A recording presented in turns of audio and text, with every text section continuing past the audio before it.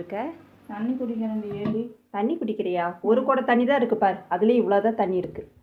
அதனால தண்ணி இல்லை, வா உனக்காக நான் டீ போட்டு வச்சிருக்கேன், வா டீ குடி. தாகத்துக்கு டீ அடி குடிப்பாங்க, தண்ணி தாக மட்டும் தண்ணி தானே குடிப்பாங்க. தண்ணி தான் குடிக்கணும், தண்ணி இல்லையே, அந்த தண்ணியை தான் நான் டீயாக வச்சிருக்கிறேன்வா. இல்லை என்ன சொல்கிறது தெரியுமா, டீ விரும்பிகள் தான், நம்ம டீ அதிகமாக பிடிக்கும் தான், அதெல்லாம் ஓகே தான். சரி, அதுக்காக தண்ணி தாகத்துக்கு டீ குடிக்க சொல்கிறியே, இது எங்காச்சும் உலகத்தில் நடக்குமா? கை கொடு, அதெல்லாம் குடிக்கலாம். வா வந்து இந்த டீயை குடி, வா இந்தா சூடு பண்ண. என்ன செஞ்சு கொண்டு வந்திருக்க? நீயே பாரு. கிச்சடி. கிச்சடிக்கு ஏண்டி இவ்வளோ மஞ்சத்தூள் போட்டு வச்சிருக்கிற?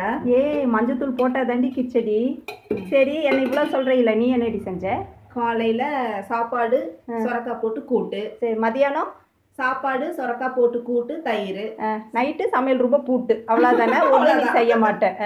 அப்போ நீ சமையலை பற்றிலாம் நீ பேசவே கூடாது, போ அந்த பக்கம். ஏன் இவளை வந்து சமையல் ரொம்ப பூட்டுன்னு சொன்னேன்னு தெரியுங்களா? சொல்றி. நான் டயட் இருக்கேன் ஃப்ரெண்ட்ஸ், நைட் ஒரு நேரம் சாப்பிட்றது இல்லை ஃப்ரெண்ட்ஸ், அதுக்கு தான் அவள் சொல்லிட்டு இருக்கேன். ஆமாம் ஃப்ரெண்ட்ஸ், இவன் வெள்ளரிக்காயோ கேரட்டையோ பொரிச்சிட்டு தூங்கிடும். ஆமாம், இந்த மாதிரி அவள் இருக்கங்காட்டி தான் நாங்கள் வந்து சமையல் ரொம்ப பூட்டுன்னு நான் சொன்னேன்.